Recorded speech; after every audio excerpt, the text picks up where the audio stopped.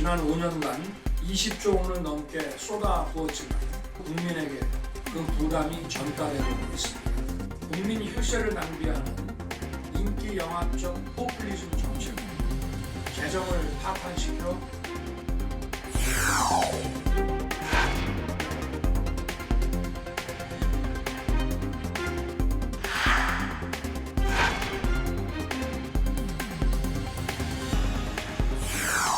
인기만 얻고 권력만 유지할 수 있다면 나라 곳간이나 다음 세대는 전혀 생각하지 않은 정권이 문재인 정권이었습니다. 오바마 케어를 폐기하려다 미국 국민의 강력한 저항으로 무너진 트럼프 대통령과 도끼인 객긴입니다. 윤석열 대통령은 한국의 트럼프를 꿈꾸는 것입니까?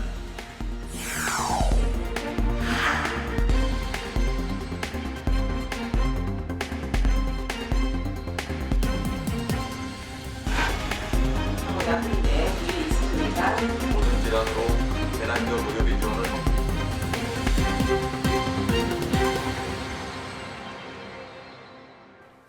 네, 이번 시간은 뉴스앤파워 인터뷰 코너입니다. 건강보험 보장성 강화 대책인 문재인 케어 폐기 방침을 둘러싼 논란에서 정치적 공방 이전에 또 관련해서 어떤 점들을 우리가 이제 짚어봐야 되는지 더불어민주당의 강선우 의원과 관련된 이야기를 짚어보도록 하겠습니다. 의원님 반갑습니다. 네, 어서 반갑습니다. 오십시오. 안녕하세요. 네, 연말에 굉장히 바쁘실 텐데 네. 나와주셔서 굉장히 아유, 반갑고 불러주셔서 감사합니다. 고맙습니다. 네.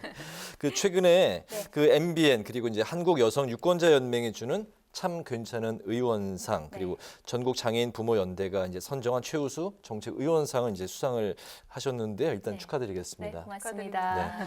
특히 이제 발달 장애인 대책 마련에 이제 애를 쓰고 네. 계신 걸로 이제 많은 분들이 알고 계시고 또 이 대책을 위해서 여야 의원들 모두에게 또 직접 정성이 담긴 손편지를 쓰셨다고요. 네. 화제가 됐었습니다. 네, 그렇습니다. 지난 7월이었어요. 그 발달장애인 가족들의 이런 비극적인 반복되는 참사를 좀 막아보자. 네. 그러면 국회에서 할 수 있는 일이 무엇이 있을까? 목소리를 대신 내드리는 거죠. 그래서 네. 이 참사 관련돼서 대책을 마련해야 된다는 그런 결의안 하나랑 그다음에 이 발달장애라는 것이 물론 주무부처는 보건복지부입니다만 교육부도 있어야 되죠. 고용노동부도 있어야 되죠. 그러니까 여러 부처가 협업을 해야 되지 않습니까? 그래서 관련된 이런 특위를 하나 만들어 보자라는 요 두 개의 결의안을 가지고 이제 직접 손편지 쓰고 전화도 또 일일이 드리고 그렇게 해서 좀 설득의 과정을 거쳤어요. 그리고 네. 나서 두 가지 결의안 전부 다 170여 분 넘는 여야 의원들께서 동의를 해주셨거든요. 네. 아마 21대 국회 결의안 중에서 가장 많은 의원 숫자가 동의한 게 아닌가 하고요. 그래서 요 대책을 마련하자는 결의안은 이제 상임위 통과해서 본회의에 가 있고요. 네. 그런데 요 특위 결의안은 아직 운영해서 계류 중이거든요. 그래서 요 특위도 좀 빨리 진행될 수 있도록 최선을 다하겠습니다. 방금 말씀하신 이제 그 참사라는 표현은 네. 발달 장애인이 있는 그런 가정에서 일어나는 네. 사건 사고 그렇죠. 그런 일들을 말씀하시는 네. 거죠. 사랑하는 가족의 손에 의해서 죽임을 당하고 네. 그리고 그 가족 당사자도 스스로 극단적인 선택을 하는 그런 일들인 알겠습니다. 거죠. 예. 네, 국감에서 지적을 하신 내용 중에서 눈에 띄는 네. 게 있습니다. 새 예산안의 공공어린이 재활병원 예산이 네. 전액 삭감이 된 거 지적하셨는데요. 네. 네. 병원 갈 곳이 없어 떠드는 아이들이 정말 맞아요. 많다고 들었는데 그나마도 두 곳이 있다고 들었거든요. 맞아요. 네, 이게 23일에 예산안 처리가 됐는데 이 예산 어떻게 됐습니까? 증액이 됐습니까? 네, 살려냈어요. 아, 너무나 네. 다행히도 내년도 예산안에 그 17억 4천만 원 정도 그렇게 큰 돈은 또 아니거든요. 네. 전체 예산으로 보면. 그래서 이제 내년도 예산안에 공공어린이 재활병원 관련해서 이제 필수 인력 그 인건비가 포함이 됐어요. 근데 이 공공어린이 재활병원 같은 경우에는 국가가 적극적으로 지원해주지 않으면 이게 지속 가능하지가 않은 사업이에요. 왜냐하면 민간 차원에서는 인프라를 구축하기가 힘들고요. 네. 그리고 이 운영 자체도 아예 어렵거든요. 왜냐하면 운영을 하면 할수록 적자가 늘어요. 어린이 재활 치료의 성격상. 그러니까 그러면은 이 사업을 누가 하겠어요? 민간이 할 수 없는 사업인데 국가가 해주는 수밖에 없습니다. 그러면은 이거를 하는 병원이 있다고 가정을 해도 운영비가 그럼 계속 없는 거잖아요. 그래서 지금까지는 국가에서 운영비를 지원해 줄 수 있는 법적 근거가 없었어요. 근데 작년에 제가 대표 발의를 해서 이제 운영비를 지원할 수 있는 법적 근거가 만들어졌거든요. 네. 그래서 이제 내년을 조금 살펴보면 공공어린이 재활병원이랑 센터가 한 10곳 정도 좀 건립을 추진 중인데 그 모든 곳들이 좀 잘 되고 또 잘 운영될 수 있도록 국회에서 최선 다하도록 하겠습니다. 알겠습니다. 어린이들을 위해서 이게 많이 또 큰 일들을 하고 계신데요. 최근에 그 정부의 복지 정책은 약자가 빠진 복지 정책이다. 네. 이렇게 이제 언급을 하셨습니다. 네. 이와 관련해서 이제 문재인 케어 네. 이제 공방이 폐기 뜨겁죠? 논란과 네. 관련해서 이제 네. 몇 가지 또 질문을 드려볼게요. 그 문재인 케어는 이제 많은 분들이 아시듯이 그 미용과 성형을 제외하고 대부분의 비급여 항목에 건강보험을 이제 적용을 하는 게 맞습니다. 이 정책인데 이 때문에 이제 5년간 20조 원이 이제 그 투입이 됐고 2040년이면 건보 누적 적자가 678조 원에 달한다. 이런 이제 통계가 나왔습니다. 네.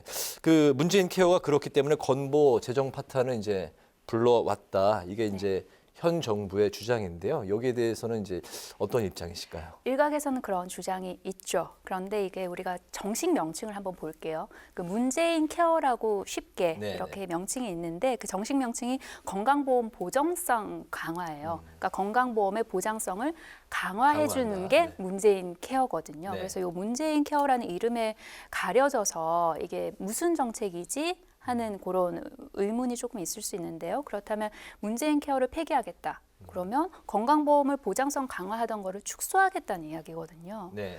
역대 진보 보수 어느 정권을 놓고 봐도 건강보험의 보장성을 축소하는 방향으로 정책을 펼친 정권은 없었어요.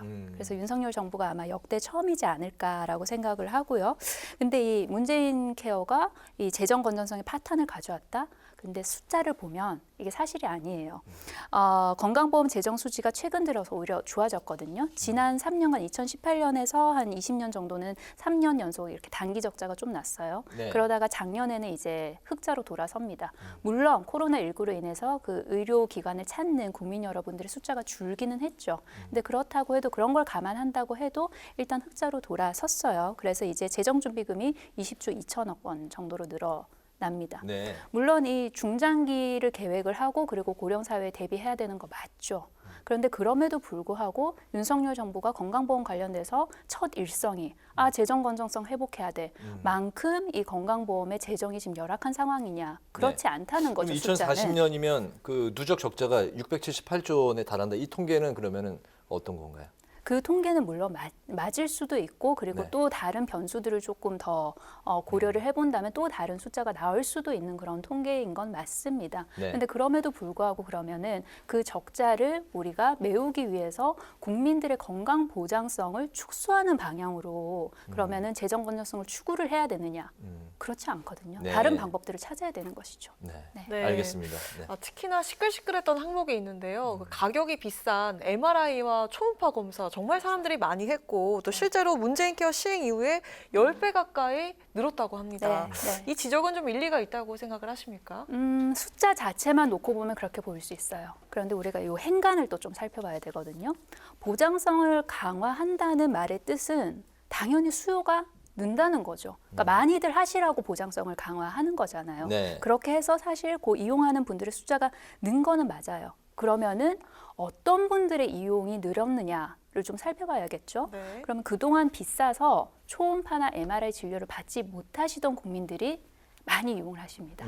그래서 이 소득 분위별로 보면요. 재산과 소득이 적은 층이 초음파랑 MRI를 훨씬 많이 이용을 했어요. 네. 그 말인즉슨 이제 재산과 소득이 괜찮던 국민들은 예전에도 그냥 내 돈 주고 받았고 이 보장성이 강화되니까 더 특별히 더 받는 일이 없다는 말인 것이죠. 그러면은 이 조기 진료가 가능해졌다는 거죠. 더 많은 분들이. 네. 그러면 조기 진료가 가능해졌으니 다시 역으로 생각을 해보면 조기 진료를 못해서 놓쳐서 나중에 치료비가 많이 드는 그런 부분에 있어서는 오히려 건강보험의 그런 적자 그 염려를 좀 줄여줬다고 볼 수도 있는 것이죠. 네. 그리고 예를 들어서 보장이 안 되던 보험이 안 되던 MRI가 이제 보험이 되네. 그렇다고 해서 계속해서 MRI 진료를 받을 국민들이 그렇게 과연 많이 계실까? 네. 거기에 대해서 이제 의문인 거고요. 그리고 윤석열 정부 들어선 이후에 감사원에서 좀 살펴봤어요. 요 MRI랑 초음파 때문에 재정이 얼마나 누수가 되지? 살펴보니까 2천억 원이거든요. 네. 그러면 1년 전체의 진료비로 얼마를 지출하느냐? 100조 원이에요.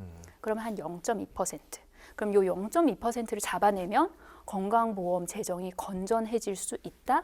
이거는 좀 과한 게 아닌가 하는 생각합니다. 근데 이제 그 문케어가 이제 과잉 진료를 또 이제 부추긴 측면도 있어서 소위 이제 의료 쇼핑이라는 이제 말도 이제 공공연하게 나오고 있고 네. 악용하는 사례들이 이제 있습니다. 그렇죠. 정부가 이제 밝힌 사례 보면 한 그 40대 여성이 20곳이 넘는 병원에서 2,000번 넘게 진료를 받았다고 하는데 이게 정말 이런 통계가 있을 수가 있을까 싶은데 네. 어쨌든 건보료가 2,700만 원이 이제 이분 때문에 이제 부담이 됐다고 그렇죠. 합니다. 네. 사실 저 같은 경우는 거의 이제 뭐 병원 몇 초음파 번쯤 가셔요? 1년에? 병원 뭐 네. 감기 걸렸을 때 최근에 좀 갔었고 네, 네. 사실 잘 그 병원 가는 거 별로 또 안 좋아해가지고 네.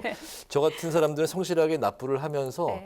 좀 이렇게 억울해하는 사람들도 적지 않을 것 같습니다. 그러실 수 예. 있죠. 예. 그래서 이 윤석열 정부 들어서서 그러면 상위 이용자들이 몇 회나 1년에 몇 회나 병원 외래 진료를 이용하는지를 봤어요. 근데 네. 말씀하신 그 케이스 같은 경우는 1등에서부터 10등까지 중에 한 케이스예요. 그러니까 우리 전체 이 건강보험 혜택을 받는 국민들 전체를 놓고 봤을 때 가장 외래 진료를 많이 이용한 10명 중에 한 명.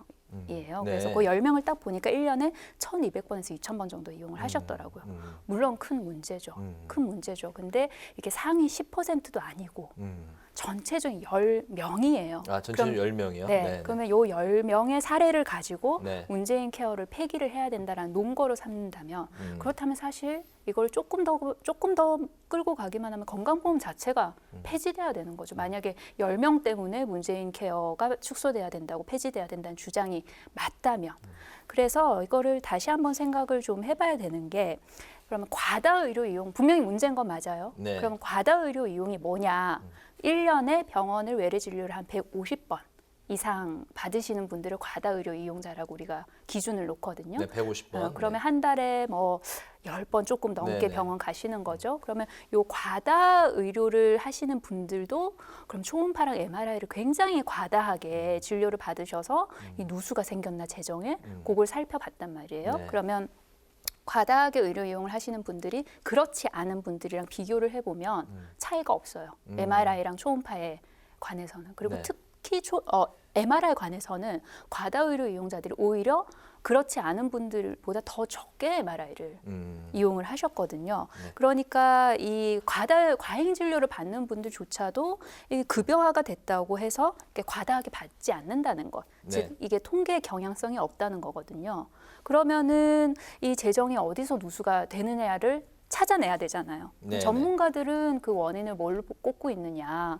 행위별 수가제라는 구조적인 문제를 지적을 하고 있어요. 그리고 윤석열 정부에서 감사원 역시 그 문제 관련해서 동의를 했고요. 이 네. 행위별 수가제가 뭐냐면 의료 행위를 제공하면 제공할수록 이제 의료기관이 수익을 올리게 되는 거죠. 더 많은 수익을. 네. 그러니까 계속해서 더 많은 의료 행위를 하도록 소비자에게 네. 이렇게 진료를 하는 거죠. 그러면은 그런 구조적인 문제 때문에 이 재정 누수가 굉장히 클 수 있는 그런 가능성이 있는 건데 이 정작 전문가들이 지적하는 이런 구조적인 문제는 좀 뒤로 한 채 이 좀 정치적인 목적에서 문재인 케어를 비판하고 있는 게 아닌가라는 그런 걱정이 드는 건 사실입니다. 네네. 뭐 말씀하신 게 이제 의료 민영화 부분도 이제 살짝 좀 언급을 하신 것 같은데 네. 제가 다시 이제 좀 관련해서 질문을 좀 정리를 좀 해보겠습니다. 네.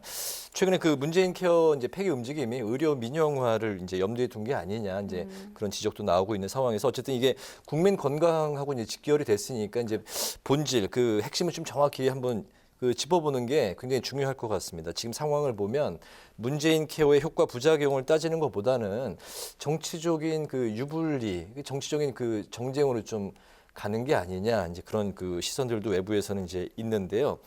문재인 케어 폐기 이후에 정부가 추진하고 있는 건보 개혁 방향 포함해서 전반적인 지금 그 정부의 보건 정책 방향에 대해서 전반적인 보건 정책 방향에 대해서 좀 어떤 입장이실까요?